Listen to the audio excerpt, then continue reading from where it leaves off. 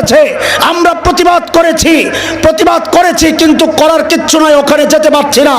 যেখানে করার আছে সেই বাংলাদেশের নাস্তিকদেরকে হুঁশিয়ার করে দিতে চাই, বহু কিছু বলেছ, শেল্টার পেয়েছ, যারা তোমাদেরকে শেল্টার দিত তারা কিন্তু পালিয়েছে। সাবধান হয়ে যাও, সাবধান হয়ে যাও, সাবধান হয়ে যাও। আল্লাহর হাবিব যখন জানলেন ইকরামা আসছে, নবীর ভেতরে ভেতরে আশঙ্কা, আহারে আমার সাহাবীরা ইকরামারে তো মাইট দিতে পারবে না, আমি তো নিরাপত্তা দিয়ে দিছি, এখন না জানি ইকরামার সামনে তার বাবারে গাইল্লাইয়া কিছু জাল মিটায়, এতে আবার ইকরামার কষ্ট হবে।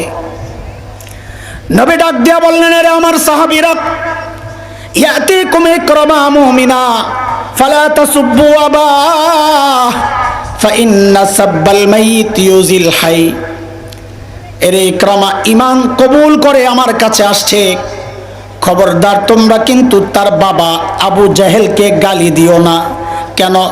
কারণ মৃত ব্যক্তিকে গালি দিলে তার জীবিত আপনজন কষ্ট পায়।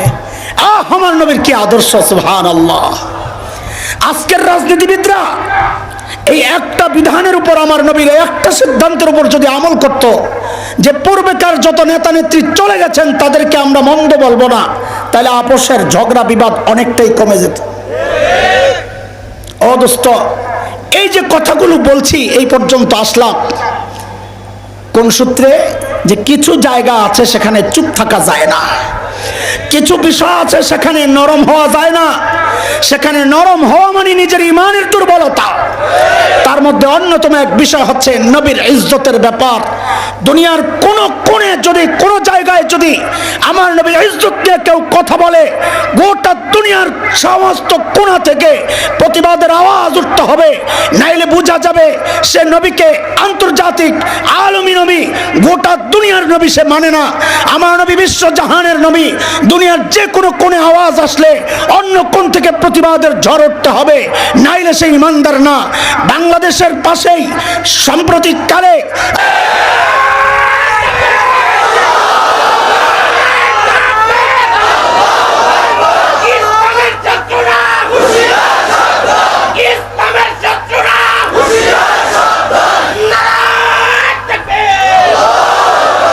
মুহতারাম হাজরিন, আমি আপনাদের কাছ থেকে একটা শপথ নিতে চাই আজকে। আমি নিজে রাজনীতি করি না, যারা করে তাদেরকে ঘৃণাও করি না। ওই জায়গায় দিনের কিছু কাজ করার সুযোগ আছে, যাদের আছে তারা করুক।